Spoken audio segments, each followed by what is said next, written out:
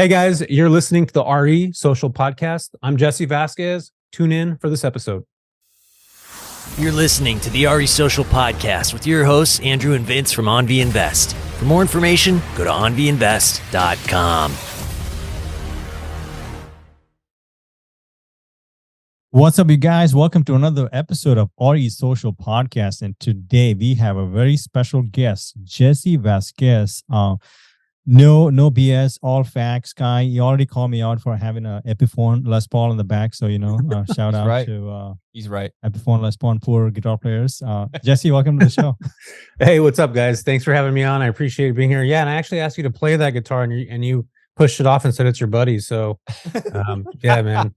Yeah, I've already been called out twice on this. So, Well, he won't play in front of real guitar players because he's just good enough to fool, my girlfriend. Yeah. Oh, yeah. True story. You got the C chord down. You're picking. I hear it. I hear it. You want to C major 7? I'm out. I'm calling out. You know what's crazy, man? I actually learned how to play guitar Suzuki method. I did not know any chords or anything. And the instructor that I had turned his back to me and would play notes, and I'd have to find it. Wow. I'd have to find them on the guitar. Even to this day, I don't know like all the chords, but I could play them. Wow. And I was like in indie bands and punk rock bands when I was younger, up until my probably mid-20s. I was in a band called Almost Home California where we toured. We did all kinds of fun stuff, man. It was an exciting time in my life. That's for sure. That's awesome, man. Yeah, I have a very similar story. Well, then that's kind of interesting that we both are guitar players. We're both very into this kind of sector, and specifically, and for anyone who doesn't know who you are, by the way, I'm super excited to meet you because I'm more of the operations guy, and this is my lane. So, thanks for rescheduling. So, Jesse, tell us about you. Like, how'd you go from like punk rock band, to mega star on the MTR circuit? Well, I'm pretty sure I still have that punk rock in me. It doesn't ever leave me. I grew up in Northern California, and pretty much everybody skateboarded here when I was growing up. So I fell into that culture, that skate culture.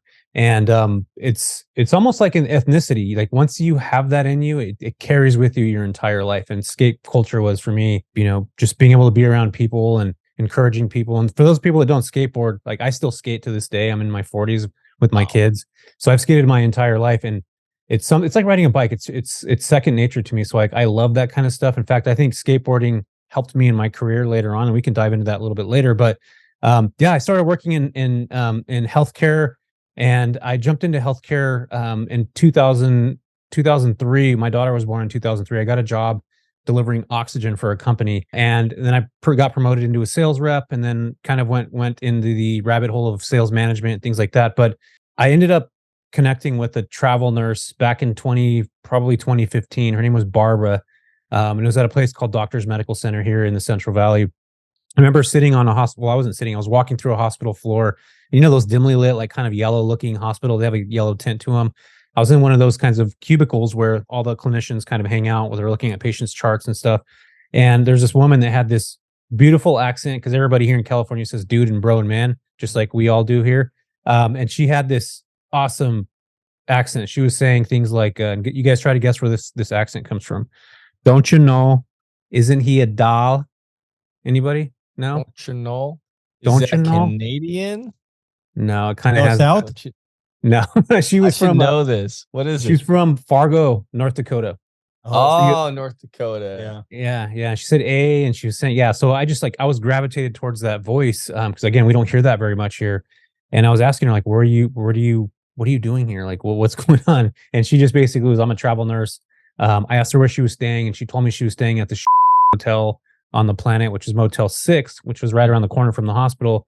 And if I didn't ask this question, I wouldn't have been able to realize the opportunity. I asked, like, well, how much are you paying to stay in Motel 6?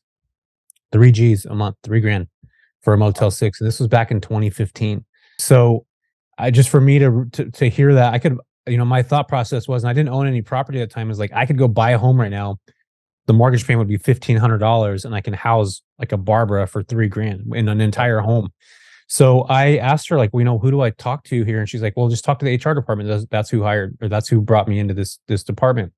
So, if you guys ever worked in a hospital or been in hospitals, like everybody has to have these badges, right? You see the clinicians are walking around with these badges and they have these little zippy strings on them so they could, buzz to get into rooms. And I want you guys to picture right now a movie where it pans to a door and all of a sudden you see this door swing open and it's like slowly closing.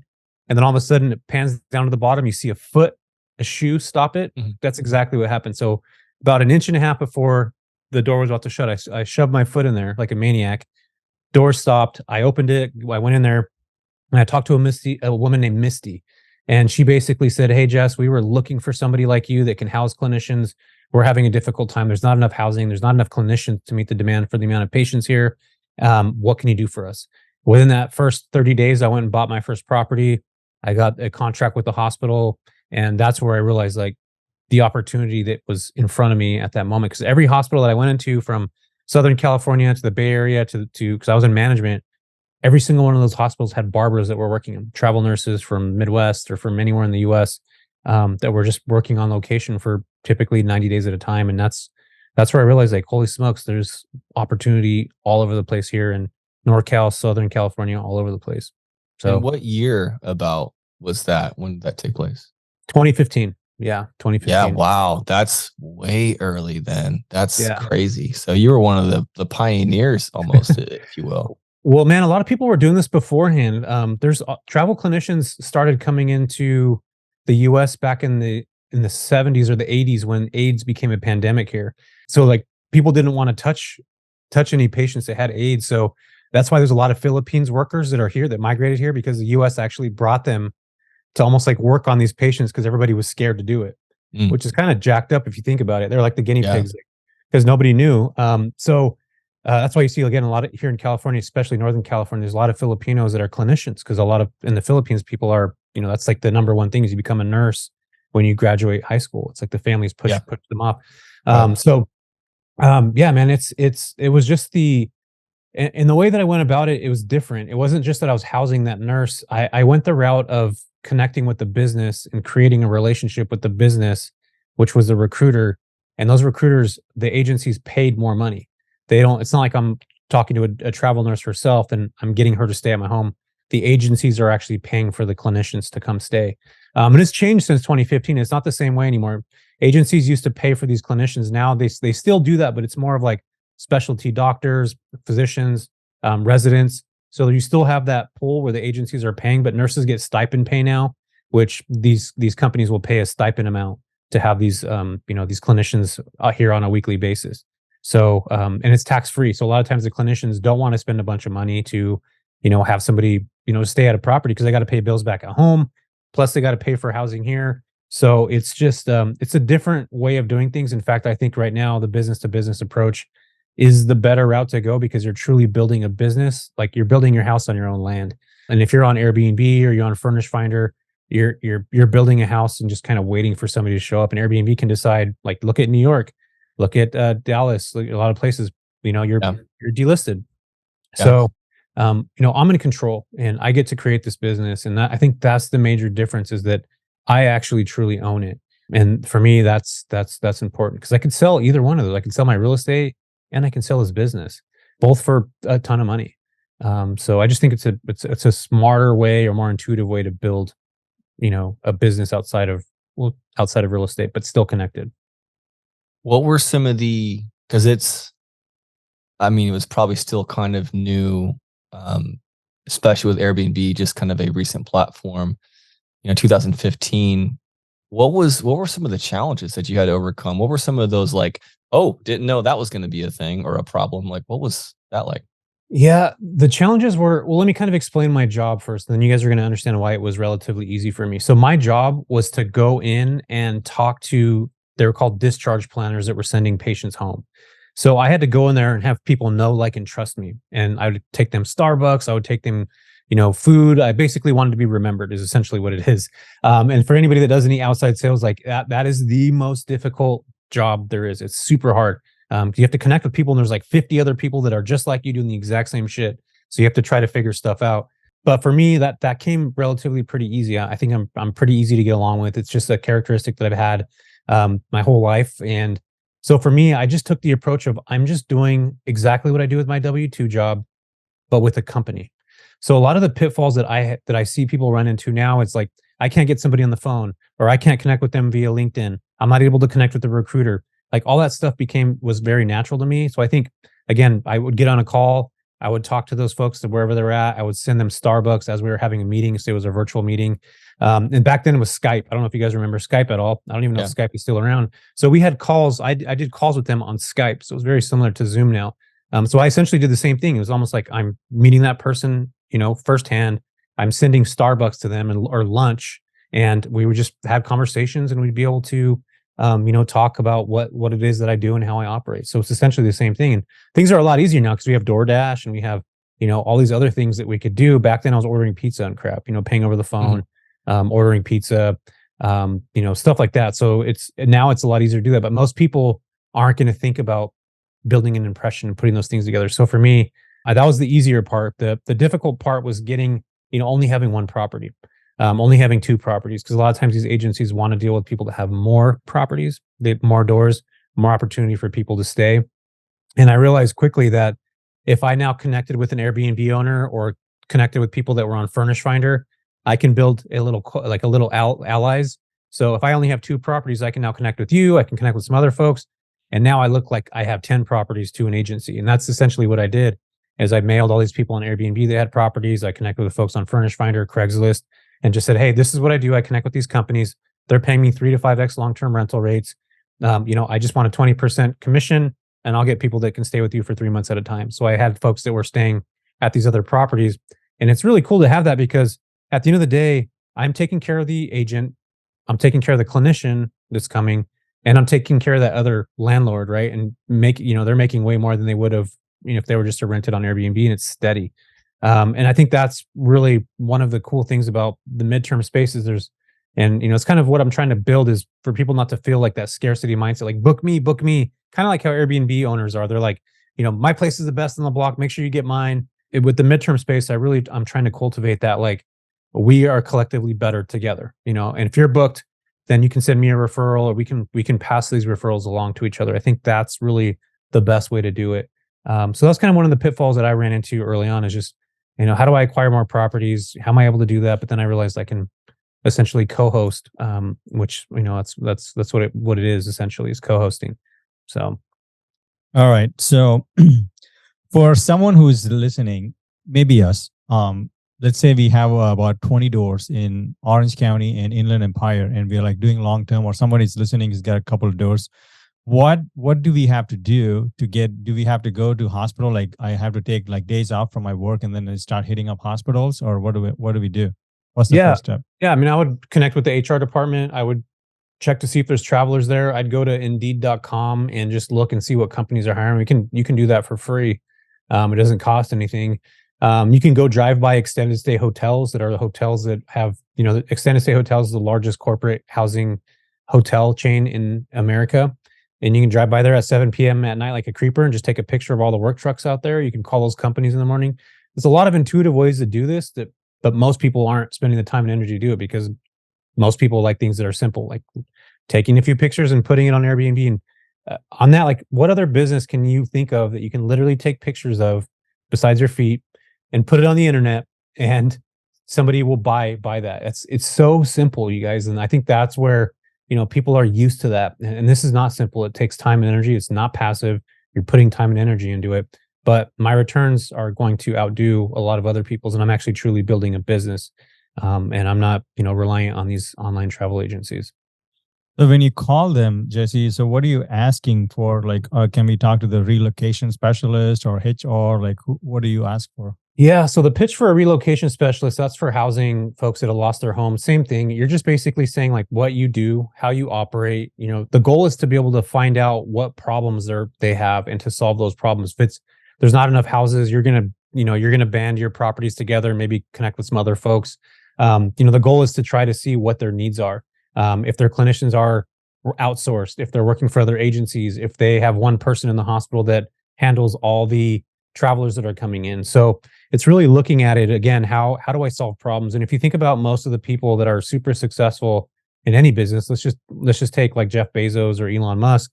they're solving a billion problems, which is why they're making so much money, right? But if we just niche things down and we solve the problems of the, the recruiters or these companies, housing is a huge one. So if we're able to go in there and have, first off, cheaper housing or affordable housing, or housing that is able to, you're able to house 3 or 4 travel clinicians, because a lot of millennials come together right now. They're traveling in groups. I've seen that happen over the last probably 5 years, that it's shifted. It used to be just one nurse. Now it's like, 2 or 3 nurses coming in groups. That's kind of the new wave of travel nurses. So there's just a lot of ways to kind of to skin a cat, and I don't know who came up with that name, because it's really weird, a weird saying, but there's a lot of opportunities to do it. You just, again, have to think outside the box, and it's all about helping people. So if we have to, let's say we don't have the time right now, and then we just want to join your network and we just pay you a fee, is that a thing? Like, do you do that? Like, do you need housing in like Orange County and Inland Empire or wherever the people are listening from? Yeah, well, I have a free Facebook group, so like we post stuff on there all the time. I have a paid mastermind where people go in there and we share, like, we share recruiters, we share, all the pertinent people that you need to connect with, because that's the hard part, is getting a hold of the right people. But on my free group, yeah, we share leads and stuff all the time. I think that's, again, yeah. So leads are, they're all over the place, because again, we don't have housing, and but in my mastermind, we keep stuff like very tight knit, closed in our group. But I got a free group that allows, something similar to that. Yeah, I'm on that Facebook group actually. That's what you're talking about? Yeah, the free one. You'll see like people posting like Inland Empire 3-2, no dogs, 7,000 and dates and stuff like that. So it's pretty cool to watch everybody kind of help each other out, send referrals. Because again, like, other than like creative financing or something, like where else do you see stuff like that in real estate? So it's pretty cool to be able to be a part of that, to be able to help other people. So what's the difference between that free Facebook group, which I am a part of, and I actually get a lot of value as I scroll through my feed? I'm almost always seeing somebody posting. I think you post once in a while, but oftentimes it's just some random person who's just like got something, and maybe it's just like a question, and I love just seeing all the answers, and you can easily filter out which ones are actually like, that's a solid gold answer, and like how to handle, because it's such a weird niche thing that we do, of course. That, there's for me, a lot of learning curves, but what's the difference between that, which already chock full of value, totally free, everyone should join who's listening? What's the difference between that and the paid for mastermind? I'm interested personally. Well, the paid mastermind is, I sit with people during the week. So we have a live call once a week with myself, and I got another guy, his name's Dunn. He's a coach in the group as well. So Wednesday he does his class, and he goes through the nitty gritty of like the phone calls, what we're talking about right now. That's the day-to-day tasks that most people will not do the right way. And then on Thursdays, when everybody has me, we'll go over like tactical ways to connect with companies, different ways to operate, how to scale, like the more intricate things of the business. So we really break down on how to step by step. So it's a master class itself, and it's which is like you self-paced master class, and then you have the calls, which is the mentorship. So people come in with, brand new, just getting started, or people that have, 25, 30 units, they're looking to scale, they're looking to build contracts. So there's a huge difference between the two, because you get that one-on-one connection. We're sharing recruiters, relocation specialists, like the people that you need to get a hold of. In the free Facebook group, they're just sharing the leads, not the actual people that are connected to it. So it's just a tighter network. I really, really love the community that we've been able to put together so far, and relatively pretty quick, to be honest with you. So, but yeah, the free Facebook group is awesome too. Like it's really cool to watch that blossom. Nice. So give us the number, man. Is it $80,000 per week? What's the deal? What 80,000? The mastermind. No. My mastermind is $6,500. It's lifetime. So you come in, and it's a lifetime membership. That's really good. It's one-time fee. Nice. Yeah, it's just a one-time fee. Come in and do all that. So, and that's as of right now. So we're adding a bunch of new stuff to it. We just changed it to the lifetime. We were doing like a quarterly kind of thing, and yeah, man, I love that part of this business. It's really, because it's such an intricate.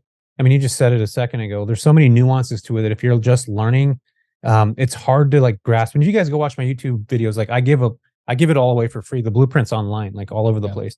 But there's just little nuances that people need to have to like continue to build in this space. And again, the communal experience for me is just, it's really good. So just depends on what kind of learner you are. If you like to have your handheld, join a mentorship. If you can just do your own, watch Facebook, Yeah. Or I mean, YouTube. we can definitely do stuff by ourselves, but we don't have time. So we need to cut the time, right? So if you already have the contacts and in Orange County and Inland Empire, do you guys do any, do you have contacts there too?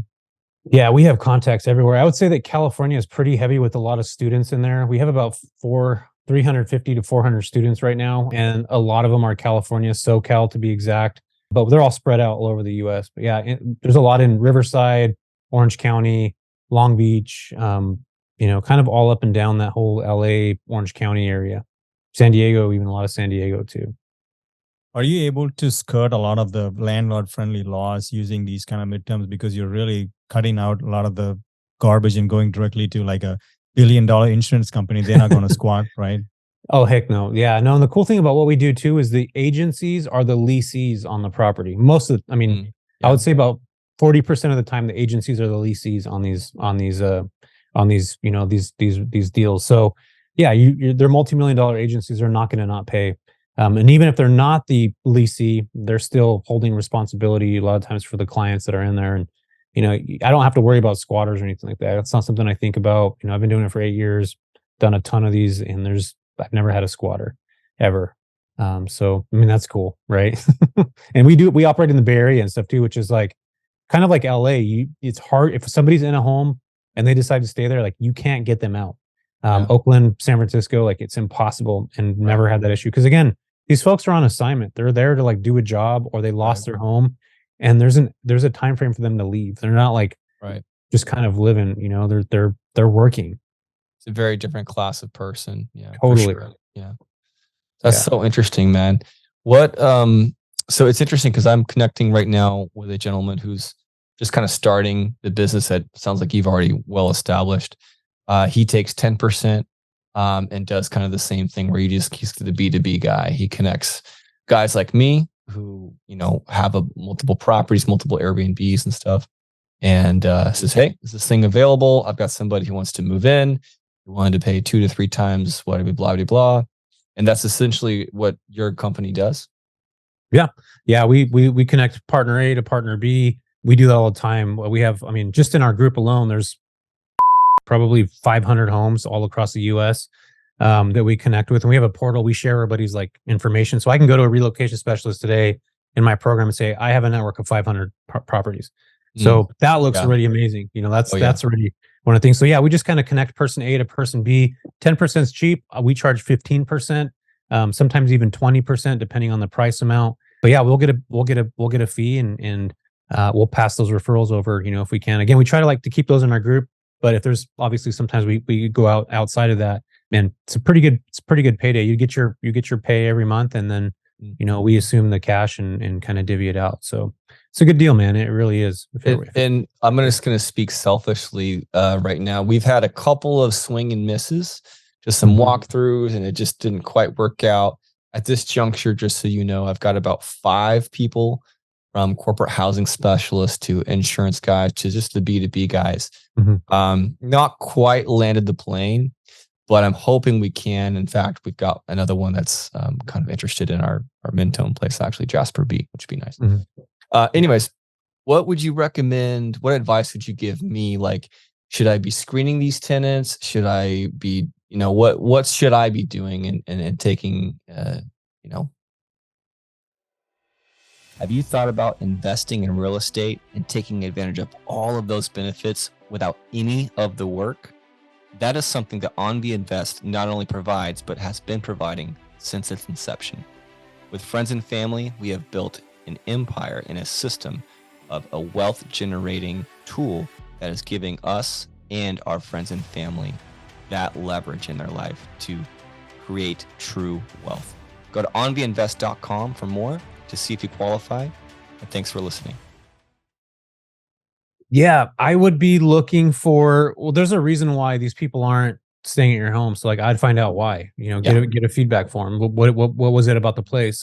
Probably, I always make sure that our properties are super designed well. They feel like a home. The couches and stuff are they're not like Airbnbs where, and I have Airbnbs, so you can have a place that looks awesome, but then you go sit on the couch and it feels like you're sitting on a freaking piece of cardboard.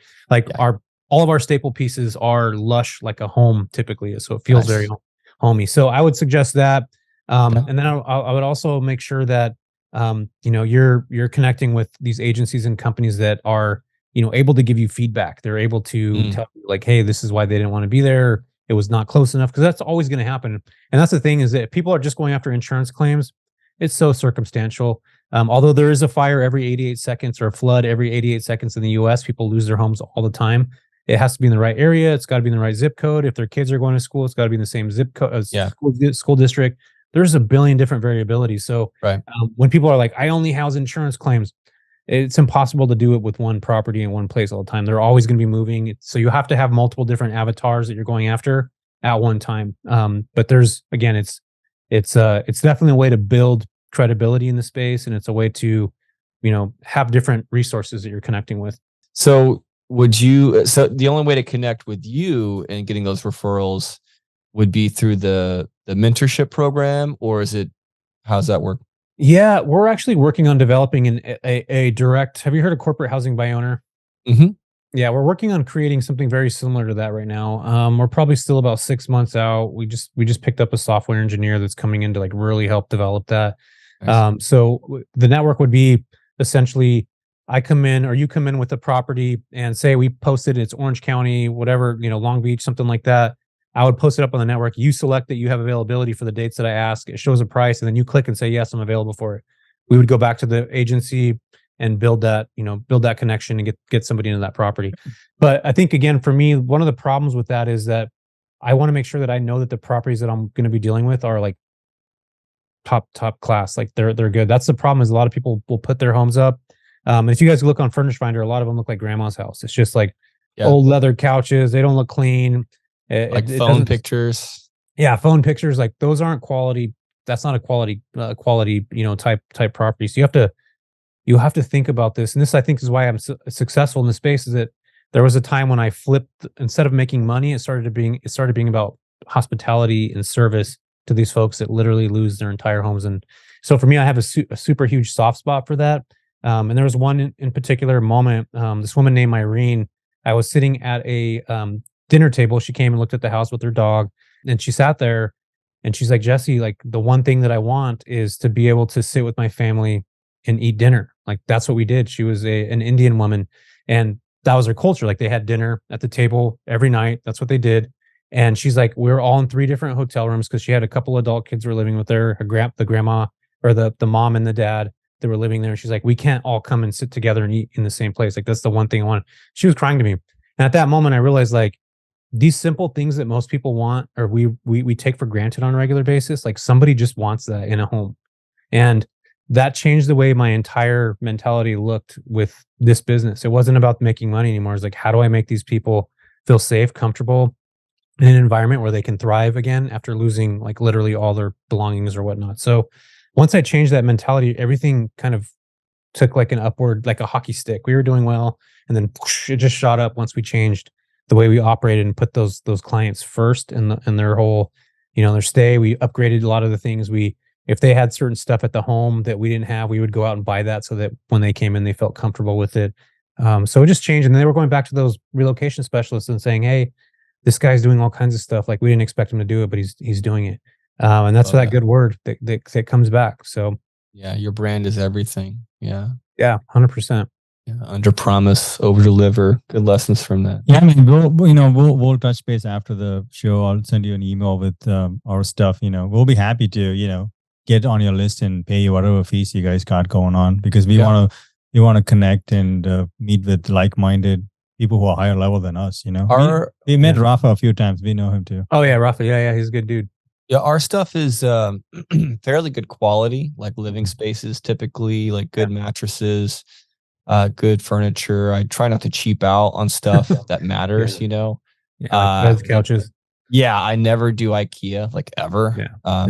Even though you technically could, they've got some art that's not terrible. Like or forks or spoons or plates. Like those are all good. I don't even do that though. I just go straight to, a little bit of a tier up. Just a quick opinion though, we don't have a single SFR. It's all duplex, triplexes, shared lots, that kind of a thing.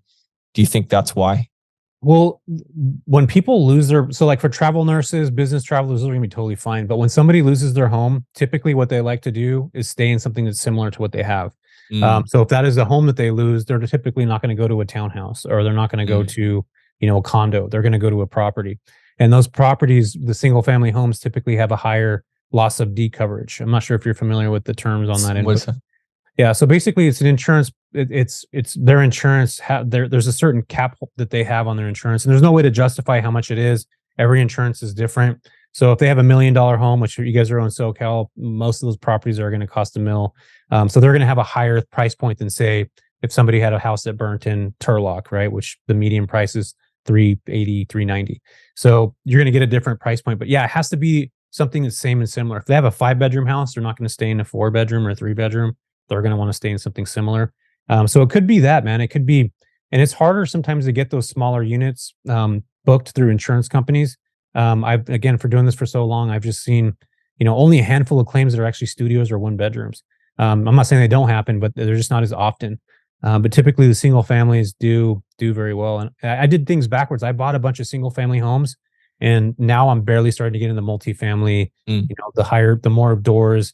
Because I do feel that there's a lot of opportunity in that space right now. Because I talked about earlier, the more doors you have, the better. Well, for what your niche was, though, I think you did it right. I think you would agree. That's what the clientele is looking for. Yeah, that's interesting. Okay, yeah. So give us a little timeline, man. So 2015, you started with one door, I assume. Yeah. And then now, how many doors do you have? Yeah, I have 15 doors now that I own, and we have about another 20 on co-hosting. So we have like a 35 to 37 doors with the total altogether. But just between my properties, I mean, we're doing well over $1 million a year on gross income on those properties. I would say about 70% of them are midterm, and the other 30% are short term. We'll flip and flop depending on see peak seasons and stuff like that. We'll make more during peak season on some of the properties. So during summer, we'll switch over to short term, and then transition back over right around this time into midterm as it slows down. August, September, we'll roll back into midterm and hang on to that till probably about maybe March of the next year on some properties. So the reason why I did that is because when I started with 1 or 2 properties, you get these nice juicy bookings for a certain amount of time. Then you'll have dead space in between where you're calling these companies trying to figure stuff out. And for me, I didn't really rely on the online travel agencies like Airbnb and VRBO to fill those gaps. I was always trying to hustle and connect with the company to get somebody in there. So we'd have gaps sometimes that were a month long, maybe longer. So we filled them with Airbnb folks. But the goal behind an intuitive investor is, you don't want to have peaks and valleys like you do with the stock market, right? You want your income to be pretty consistent all year round. So we kind of dialed that down already, where we know what our peak seasons are. We know what's, the best months to short term. We know when to switch over to midterm now. So we use a lot of historical data back from 2019, 2018 to look at what Airbnb was doing. And that's essentially what's happening right now with a lot of our properties. We're back to those, 2019 numbers. So we're really focusing on that data. And we track a lot of our data now with the bookings that we're getting, both on the relocation side and the nursing side. So we really try to pay attention to what's happening, keep our ear to the ground and see what's happening in the hospitals, talk to clinicians that are coming in on a regular basis, both people that are staying with us and that aren't staying with us. So we know, if there's any strikes coming, anything like that, we're prepared for it. Okay. So it's like a hybrid kind of approach where you prefer to have those insurance and, helping people out who, had a home flooded, which is an amazing feeling and something I'm hoping I can, partake in. And then, but on the other side, you're also kind of turning the faucet the other way to do Airbnb, like traditional. Okay. Interesting. Yeah. Yeah. So we're not, those relocation claims, they're super sporadic. So you have to have the ability. That's why I was telling you guys, you have a network. If you're booked, then you get to pass it to somebody else. You still make some money on it. But yeah, it's not like you land those all the time, but we have construction companies that will come stay with us. I'll give you guys a quick example of this. They were building a new Dave & Buster's about a couple miles from me. And I remember driving by that Dave & Buster's. It was being built, and there was a big, probably 3 or 4 big work trucks, and they had Wisconsin plates. And I was like, I took a picture of the truck. It has the phone number on them, and most work trucks do. I called the company. And there was a lady named Linda, her name was Linda, that she answered the phone. And I said, hey, I told her, this is what I do. I saw that there was a work truck, literally around the corner from my house. It looked like they were working on the Dave and Buster's, and she's like, yeah, we actually have 6 engineers that are staying at the Holiday Inn Express. Right as I was talking to her, I was going online looking at how much Holiday Express was a night. It's $202. They got 6 guys at $202 a night. You do the math on that per day. Wow. So, and then I asked her, I was like, well, what if I told you that I can fit those 6 guys in our 5-bedroom house for $10K a month? Right now you're spending, well over 16 to 20,000. And she's like, wow, that would be amazing. In fact, we actually were looking for a property to stay in. We would love to do that. Is there a way they can go meet? I was like, yeah, I can actually be there at whatever time. She said, the guys get off work at 7. We can meet you there at 7:30. Went and met them there. They walked through the place. They're just like, yeah, we can cook here. We can clean here. A couple guys are going to share a room. The other guys aren't. So I got a $10,000 booking for 5 months by literally just driving by, taking a picture, and solving the problem with that company. Because again, going back to what I talked about earlier, where's the problems? How are you able to save money for people? So just those simple little things like that most people aren't going to think about. There's lodging all over the place, and it happens everywhere all the time. These companies are having folks that come work for 3 to 6 months or a month at a time. But where are they staying, and how are you able to help them? How can you serve them? How can you save money for the company? And again, it's just a different frame of thinking about how to build a business. I really love that. And to reiterate to the audience, I like to go a little abstract with everybody. I just want to give value as much as I can. But, beyond whatever, business you're in, whatever sector you're in and involved, whether it's real estate or not, it's really coming down to what you're saying, like the Jeff Bezos and the Elon Musk. The reason why they are the top billionaires is because they serve, or they solve problems on a completely different level than, say, the handyman, which I love my handyman. He's my stepdad. Yeah. He's the best. We barbecue. He's my boy. But he's only solving very small problems and fixing the faucet, fixing the water heater, or whatever it is. And that's really the way to think, is how can I solve as many problems as possible, or bigger problems? And essentially it all comes down to, how can I give way, way, way more value than anyone else? Totally. Awesome. 100%. It's literally what it is. And if you watch the best business, moguls, or even independent people that you guys may know personally, they just niche down. They became really freaking good at that one niche. And I think that's one of the things right now is a lot of people will, I want an Airbnb. I'm going to midterm rent now. And then I'm going to go sub 2. And then I'm going to go creative finance. Then I'm going to go wholesale. It's like, dude, pick one lane, get really freaking good at that, and learn it, understand it, build a business out of it, and then go do that later on. Go do the other stuff later on. In fact, you probably won't even want to do it, because if you double down on what you're doing, you probably just make just as much money. So I think, again, you got to go all in on this business, and you got to think about it like a business. It has to be structured like a business. It is not like Airbnb, and you can list on Airbnb and get a booking, great. But this is not like that. This is actually building a business that you own, that you're creating, and you're creating your own clients. And again, it's just, those clients are always going to come back. There's always going to be other people that are traveling, that are doing the same thing. These construction companies are big. These engineers work with multiple different people. There's other people that come stay with you. So yeah, man, there's a lot of different ways to do it. But again, most people just, they want to have the success, but they're not willing to do the work that comes along with it.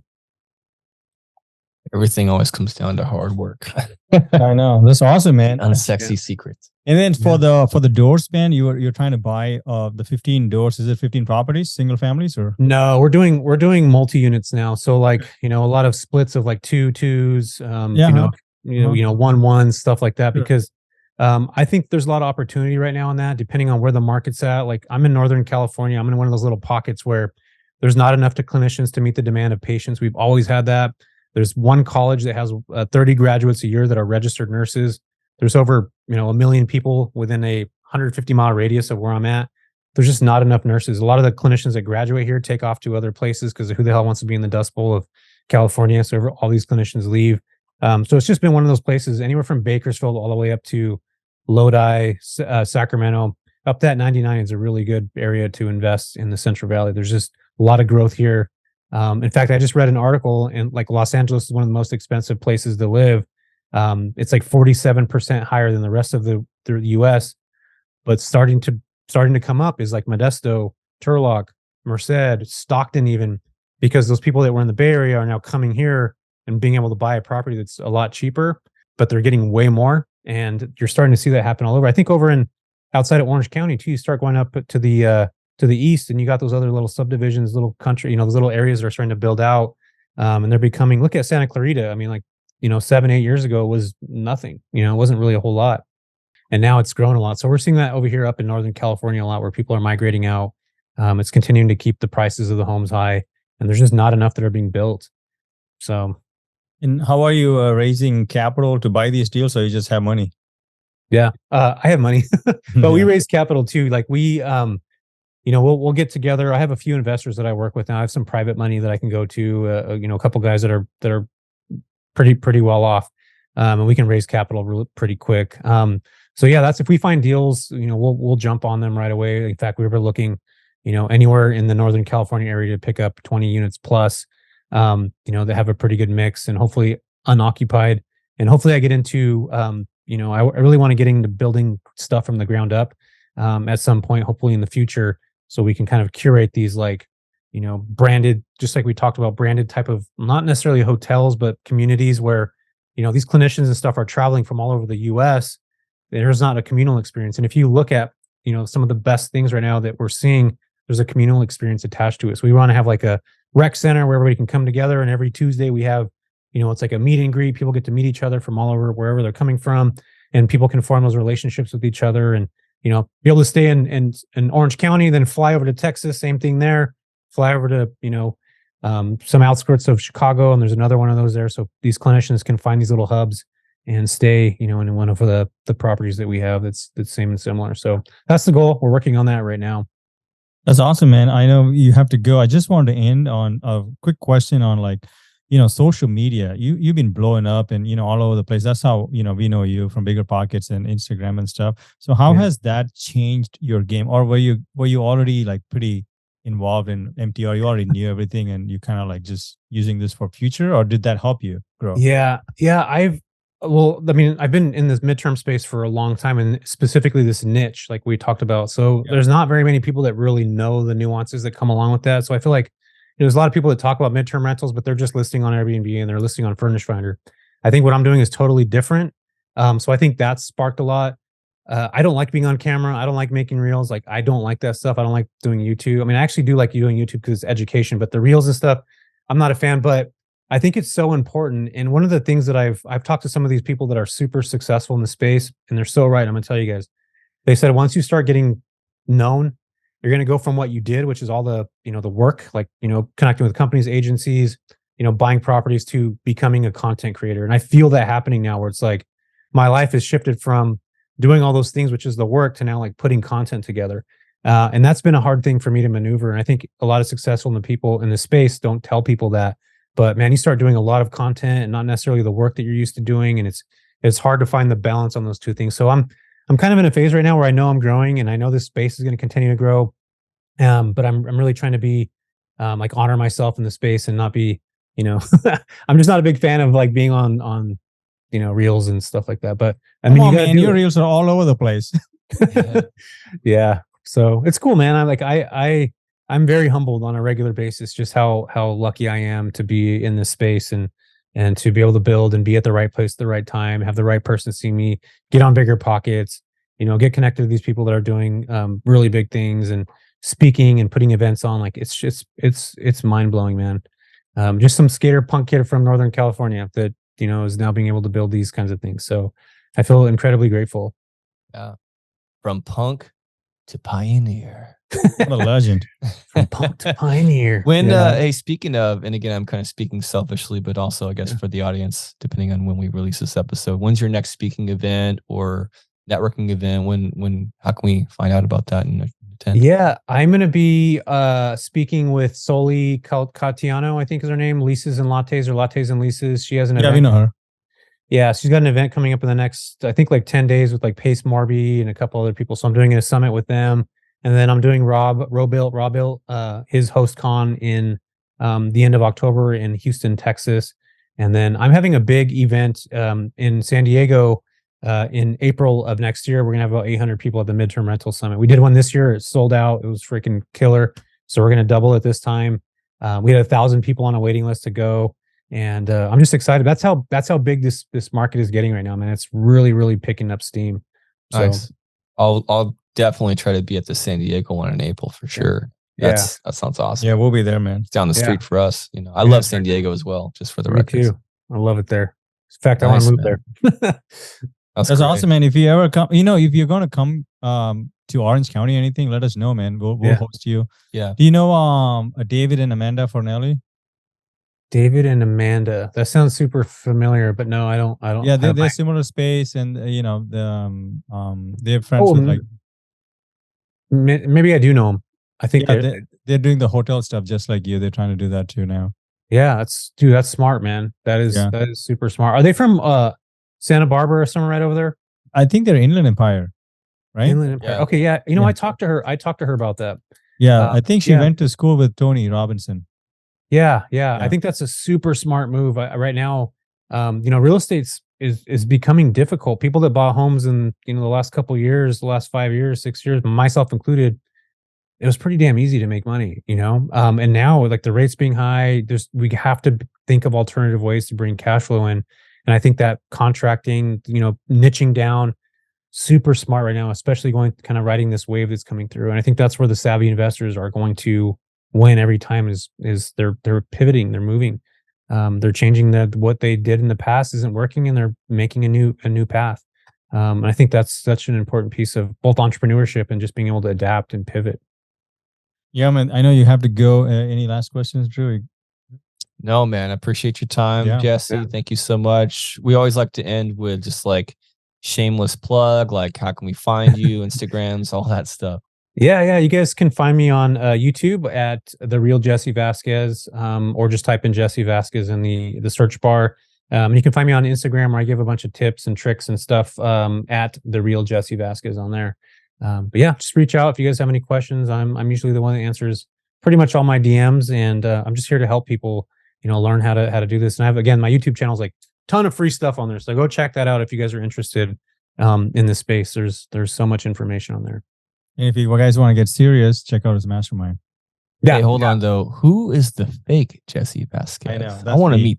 Who's that guy? Well, dude, there's like Jesse Vasquez is the most common Hispanic name on the planet Earth. Oh, is it? Is it worse than my name? My name is Rodriguez, and that's a bunch of those too. Yeah. Really? Yeah. Yep. Yeah. Well, Jesse Vasquez is like the most common Hispanic name. Jesus Vasquez, that's probably even more common, but Jesse, super common. But you're the real one. But he's a real one. Nice. Yeah. That real estate kind of spin on it. Thanks, Jesse. Yeah, thanks for your time, brother. Appreciate it. Yeah, guys, I appreciate it, man. I look forward to this, and thank you guys for having me. And I hope your folks got some value from this episode. I don't know about you, but I definitely like to see 5-star reviews on any service or any product before I purchase. Please take a second to leave us a 5-star review, whether you're listening to it on Apple, iTunes, or Spotify, or whatever platform. Take a second, goes a long way, helps us a lot to grow the channel, and thanks for listening.